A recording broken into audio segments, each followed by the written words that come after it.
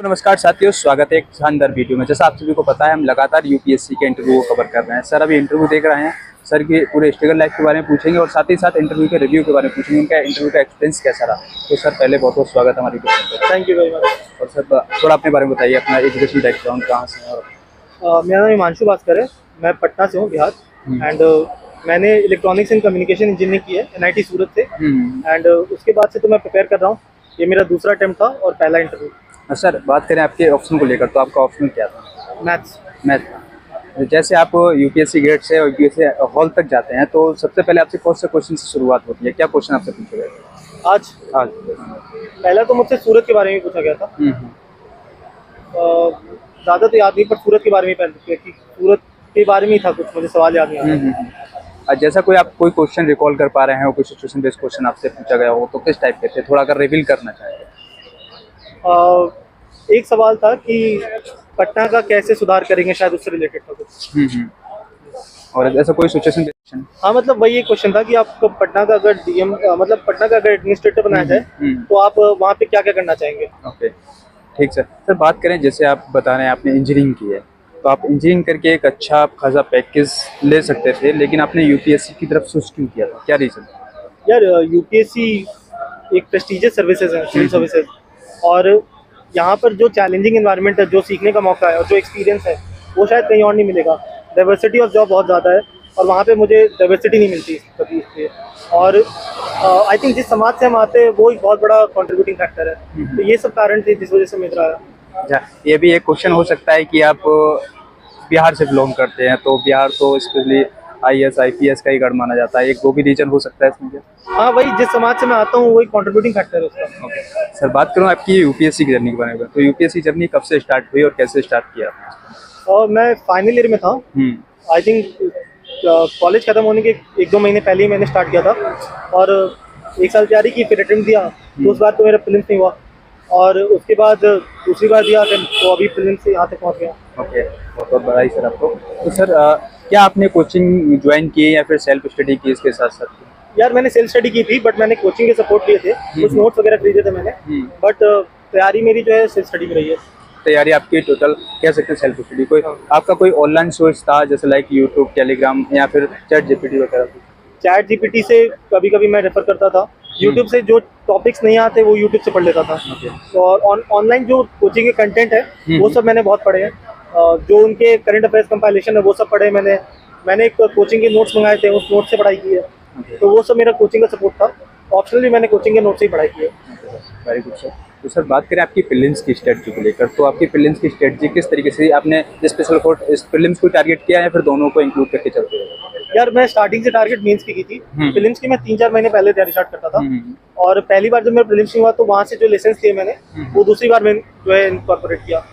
और सबसे बड़ा यही था कि मैंने पीवाईक्यूज पे बहुत फोकस किया कि किस तरह से क्वेश्चंस आए हैं पिछले साल, और उसी के बेसिस पे मैंने तैयारी की मोस्टली। और करंट अफेयर्स पे इतना फोकस नहीं किया। ओके सर, थोड़ा और सर अगर डिप में जाएं तो थोड़ा डायमेंशन थोड़ा बताना चाहेंगे प्रीलिम्स के क्या क्या रिसोर्स आपके थे? स्टैंडर्ड रिसोर्स जो थे लक्ष्मीकांत।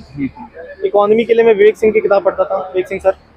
एंड हिस्ट्री के लिए स्पेक्ट्रम। आर्ट एंड कल्चर के लिए ancient history, art and culture के लिए ये तमिलनाडु की जो हिस्ट्री की बुक है वो सब एक साथ कवर करती है। एनवायरनमेंट के लिए मैं करंट अफेयर्स ही था, पीटी 365। साइंस एंड टेक के लिए पीटी 365। इकोनॉमी के करंट अफेयर्स के लिए विवेक सर का टेलीग्राम चैनल है वो कर लेता था। उनकी एक इको 450 अभी आई है, पहले 550 आती थी। वो मैं क्वेश्चन बैंक है उसको मैं डायरेक्ट कर लेता था वहीं से। ओके सर, और जैसे आप बोलते हैं कि प्रिपरेशन के दौरान नोट्स बनाते हैं, तो नोट्स के साथ साथ कहीं आपने वैल्यूएशन भी किया किसी बुक के जरिए? यार मैंने कोई नोट्स नहीं बनाई प्रीलिम्स मेंस कभी किसी चीज़ की। अच्छा। मैथ्स के लिए मैंने बस थोड़े बहुत बनाए थे फॉर्मूलाज, इंपॉर्टेंट पॉइंट्स, पर बाकी प्रीलिम्स और मेंस के लिए कभी नोट्स नहीं बनाए मैंने।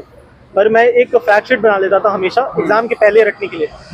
जस्ट वो देख के जाऊँगा ताकि उसको मैं मेंस में आंसर राइटिंग के लिए यूज़ कर सकूँ। और फिल्म से मैंने कुछ फैक्ट शीट बना ली थी, बट एज इट इज बड़े कोई नोट्स नहीं बनाए। ओके, जैसे आपने बताया कि मैंने कोई नोट्स नहीं बनाया, फिर आंसर राइटिंग का आपका क्या प्रोसेस था? आंसर राइटिंग आपने कैसी की? मैंने एक कोर्स ज्वाइन किया था 8 सारथी का, जिसका नाम है राइट स्मार्ट करके, और वहीं से मैंने आंसर राइटिंग सीखी है। कोई टेस्ट सीरीज ज्वाइन नहीं की थी मैंने, और बस आंसर राइटिंग वहीं से की। और मेरा टाइम मैनेजमेंट वहाँ से हो गया, सीख लिया कि कैसे कैसे लिखना है आंसर और क्या क्या लिखना है, स्ट्रक्चरिंग वो सब मिल गया, वो सब का हिसाब हो गया मेरा, बस वहीं से आंसर लिखे मैंने। ओके सर, साथ ही यहाँ पर बात करें मेंस को लेकर, तो मेंस की क्या क्या आपके डायमेंशन थे, क्या क्या रिसोर्स थोड़ा बताएं। मेंस के लिए कोई यार कोई रिसोर्स फिल्म्स का ज़्यादा काम नहीं आता। हिस्ट्री के लिए मैं बस स्पेक्ट्रम की समरी पढ़ लेता था, और बाकी जो मैंने प्रेपलैडर की कोचिंग है उसके नोट्स मंगाए हुए थे, तो वहाँ से मैं कुछ कुछ रेफर करता था। बट काफ़ी ज़्यादा जो HRC का कोर्स था ना, वहाँ से मैंने रेफर किया है। वहाँ पे जो मॉडल आंसर थे उसी को मैं ज़्यादा देख लेता था और पढ़ लेता था, और बस पता चल जाता था कि लिखना कैसे उसका आंसर, तो वो मेरा काम हो जाता था।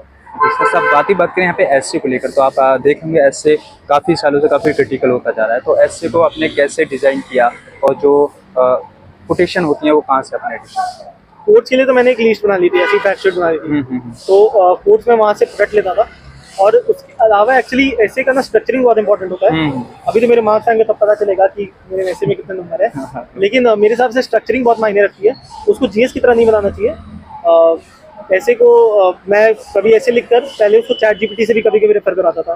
तो चैट जीपीटी से मुझे काफ़ी अच्छा स्ट्रक्चर मिल गया कि यार ऐसे लिखो, या कंक्लूजन इस तरह से लिखो, या इंट्रो इस तरह से लिखो, तो वो मेरा रहता था। और जितने वेराइटी ऑफ डायमेंशंस में हम खोल सकते हैं उस टॉपिक को, वो ज़रूरी है। तो जिस तरह से एब्स्ट्रैक्ट टॉपिक आ रहे हैं, वो एब्स्ट्रैक्ट टॉपिक को खोलने का जो आर्ट है, वहाँ पे ऐसे के नंबर आएंगे। तो थोड़ा ओपन कर दीजिए, क्या क्या थी आपकी डायमेंशन? जैसे मेरी डायमेंशन थी थिंकिंग, एक लिखी थी मैंने ऐसे, thinking is a game, it doesn't start until there is an opposition. तो वहाँ से मैंने पहले तो एक एनेक्डोट दिया। यूजुअली मैं एनेक्डोट से स्टार्ट करता था ऐसे को, और फिर एक थीसिस स्टेटमेंट देता था। तो पहले 2 पैराग्राफ ये हो गए एनेक्डोट, और फिर एक थीसिस स्टेटमेंट। फिर तीसरा पैराग्राफ होता था कनेक्टिंग पैराग्राफ, जिसमें मैं बता देता था कि मैं किस किस डायमेंशन में बात करने वाला हूँ। फिर मैं सब हेडिंग्स में खोलता था। पहला सब हेडिंग, पहला डायमेंशन जो मैंने मेंशन किया, तो मेरा पहला ही डायमेंशन था कि थिंकिंग का प्रोसेस क्या है, कैसे स्टार्ट होता है, कैसे चलता है। तो वहाँ पे 5-6 प्रोसेस मैंने बता दिए जो मेरे ध्यान में है कि ये सही हो सकता है। और वो पूरा थिंकिंग एक प्रोसेस बना दिया कि पहले थॉट्स आते हैं, फिर हम उसे क्वेश्चन करते हैं, फिर रिसर्च करते हैं, फिर इन्वेस्टिगेट करते हैं, वो सब चीज़ें। तो इस तरह से 6-7 हो गए डायमेंशन। फिर अगला मतलब ऐसे ही सेम प्रोसेस चलता रहता है। मतलब वही कि सेकेंड डायमेंशन खोला, थर्ड डायमेंशन खोला, फिर एक कंक्लूजन है, कंक्लूजन में समराइज कर दिया जो मैंने बातें लिखी हैं, और लास्ट में ये लिख दिया कि हमें क्या मिलेगा या फ्यूचर क्या हो सकता है अगर हम सही तरीके से सोचें, या जो बात लिखी है यहाँ पे उसको सही से फॉलो करें। तो ये रहता था यूजुअली। जैसे सर आपका ऑप्शनल आपने बताया, क्या बताया आपने? तो मैथ। तो ऑप्शनल के लिए क्या क्या रिसोर्स आपने दिए? क्या ही से आपने कोई कोचिंग ली मैथ ऑप्शनल के लिए, या फिर खुद से तैयार किया? ऑप्शनल के लिए मैंने IMS की कोचिंग ली थी, सॉरी IMS के नोट्स लिए थे, एंड IMS के नोट्स से मैंने पढ़ाई की पूरी, खुद से पढ़ाई की, सेल्फ स्टडी किया था पूरा। एक बार मैंने IMS का टेस्ट सीरीज लिया था, लेकिन वो पिछले साल लिया था। इस साल तो मेंस के दौरान मैंने कोई टेस्ट सीरीज लिखा नहीं, PYQs पे फोकस किया पूरा। ओके सर, यहाँ पर बहुत सारे एस्पिरेंट जो है कंफ्यूज रहते हैं करंट अफेयर को लेकर, ये करंट अफेयर कैसे तैयार किए हैं, मैगजीन या फिर न्यूज़पेपर? देखो, करंट अफेयर्स के लिए कंपाइलेशन पढ़ता था मैं, मुझे नहीं लगता कि यूपीएससी करंट अफेयर से पूछती है इतना ज़्यादा। ठीक है, कनेक्शंस बहुत होते हैं स्टैटिक रिसोर्स और करंट अफेयर्स में, तो उसका ध्यान होना चाहिए। शायद करंट अफेयर्स को मेंशन करना आना चाहिए, बट अगर इतना कर लेते तो उसके बाद मेरे हिसाब से करंट अफेयर्स का बहुत ज़्यादा दिमाग खर्च करने की जरूरत नहीं है। तो मैं यही कहूँगा कि यार जो कंपाइलेशंस हैं वो बहुत डीप में जाके वो बातें करते हैं। शायद मेरा मैथ से इसलिए मैं थोड़ा जीएस पे कॉम्प्रोमाइज़ कर सकता हूँ, लेकिन मैं यही करता था कि मैं बहुत ज़्यादा डीप पे नहीं जाता था, और ऊपर से पढ़ लेता था और इंपॉर्टेंट चीज़ें देख लेता था, और उसी को मैं मेंशन कर देता आंसर राइटिंग में। ओके सर, जो न्यू एस्पिरेंट इस फील्ड में आ रहा है यूपीएससी फील्ड में, उनको किन किन चीज़ों को अधिकतर ध्यान रखना चाहिए कि ये चीज़ आप देख लीजिए उसके बाद इधर आइए? देखो यार, किसी को भी ना स्ट्रैटेजी सी होनी चाहिए। पहले दिन से अप्रोच अच्छा होना चाहिए। अगर पहली बार में अप्रोच अच्छा है तो पहले टाइम में एग्जाम क्लियर होगा। मेरी पहली बार में अप्रोच अच्छा नहीं था, दूसरी बार में सही हुआ, तो मैं दूसरी बार में यहाँ तक तो पहुँच गया हूँ। और जिसका अप्रोच खराब है वो फिर 5वीं बार 6ठी बार सा, मतलब ऐसे ही चलता रहेगा। तो अगर अप्रोच सही है ना, तो कम मेहनत में अच्छा आउटपुट मिलेगा, और अगर अप्रोच गलत है तो कितना भी करते जाओ 6 बार में भी क्लियर नहीं होगा। राइट। तो सर अभी लास्ट क्वेश्चन, जो 2024 में यूपीएससी एस्पिरेंट जो प्रीलिम्स दे रहे हैं उनके लिए क्या मैसेज रहने वाला है? अभी तो कुछ ही दिन बचे हैं, और मैं ये कहूँगा कि PYQs अच्छे से करो, एक ऑप्शन, एक कीवर्ड, उसको अच्छे से पढ़ लेना। जो भी करंट अफेयर्स पूछे गए हैं वो जाके देख लेना चाहिए कि कितने पुराने पूछे गए हैं, क्योंकि यूपीएससी 2 साल 3 साल पुराने करंट अफेयर्स पूछती है। ये नहीं कि 4-5 महीने पहले आ गया तो पूछ लिया, ऐसा रेयरली होता है। और ये समझना चाहिए कि यूपीएससी क्वेश्चन किस तरह से फ्रेम कर रही है, उतना समझ लिया तो काफ़ी काम हो जाएगा। और स्टैटिक रिसोर्स पे फोकस करना चाहिए एंड एक टेस्ट टेकिंग स्ट्रैटेजी डेवलप करनी चाहिए और सीसेट पे फोकस करना चाहिए मेरे हिसाब से आपको।